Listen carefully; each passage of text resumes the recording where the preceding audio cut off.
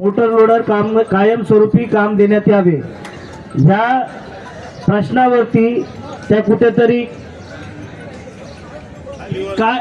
पाय काढूपणा करत होत्या, परंतु आमचे सर्व पदाधिकारी त्यांचा आवेश लक्षात घेऊन त्यांनी आम्हाला असे आश्वासन दिले की आम्ही याच्यावरती पुनर्विचार करू आणि मोटर लोडर कामगार इतर ठिकाणी हलवणार नाही किंवा त्याच्यावरती जे काही करार झालेला आहे त्याच्यावरती पुनर्विचार करण्यात यावा अशी मागणी आहे। आणि जर त्याच्यावरती कोणत्याही पद्धतीचं तुम्ही ठोस पाऊल उचलत नाहीत तर आम्ही मात्र कोर्टामध्ये जाऊन त्याच्यावरती स्टे घेण्याचा पावित्रा ठेवत आहे।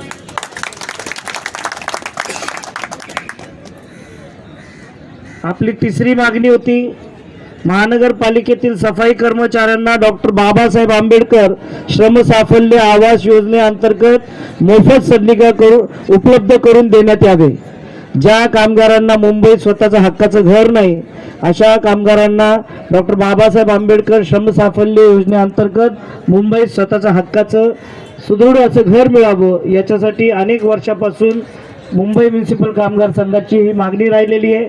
त्यामुळे त्यांनी असं सांगितलं काही ठिकाणी सदनिका ज्या उपलब्ध होत्या त्या ठिकाणी त्यांना कामगारांना देण्यात आलेल्या आहे, परंतु मुंबई महानगरपालिकेच्या अखत्यारीतीमध्ये असा मोठा प्लॉट सापडत नाहीये आणि त्यांनी महाराष्ट्र शासनाला विनंती केलेली आहे की एक मोठा भूखंड महानगरपालिकेला देण्यात यावा जेणेकरून डॉक्टर बाबासाहेब आंबेडकर श्रमसाफल्य आवास योजना त्या ठिकाणी राबवण्यात येईल। चौथा मुद्दा होता महानगरपालिकेतील विविध आस्थापनेवरील सर्व कामगारांना कर्मचारी अधिकारी या संवर्गातील रिक्त पदे त्वरित भरण्यात यावी। त्यांनी असं सांगितलं की अधिकारी वर्ग हा MPSC परीक्षा पास करून येतो, त्यामुळे ते MPSC कडून येतील, परंतु जो सर्व कामगार आहे तो भरती प्रक्रिया लवकरात लवकर सुरू होईल आणि अनेक त्यांनी जाहिराती सुद्धा दिलेल्या आहेत। भरती प्रक्रिया अनेक ठिकाणी सुरू आहे, त्यांनी ते मान्य केलंय की भरती प्रक्रिया येणाऱ्या काळामध्ये कामगार भरती प्रक्रिया सुरू होईल आणि त्यावरती त्यांनी समाधानकारक उत्तर दिलेलं आहे। पाचवा मुद्दा महाराष्ट्र शासनाच्या धर्तीवर जुनी पेन्शन योजना त्वरित लागू करण्यात यावी याच्यासाठीचा जो आदेश आहे तो त्यांनी कायम ठेवलेला आहे। त्याच्यावरती आदरणीय बाळासाहेब आंबेडकर यांच्याशी पुन्हा एकदा चर्चा करून यावरती नक्कीच लवकरात लवकर जुनी पेन्शन योजना संदर्भात तोडगा काढण्यात येईल। माननीय सर्वोच्च न्यायालयाच्या आदेशानुसार कचरा वाहतूक श्रमिक संघाच्या कंत्राटी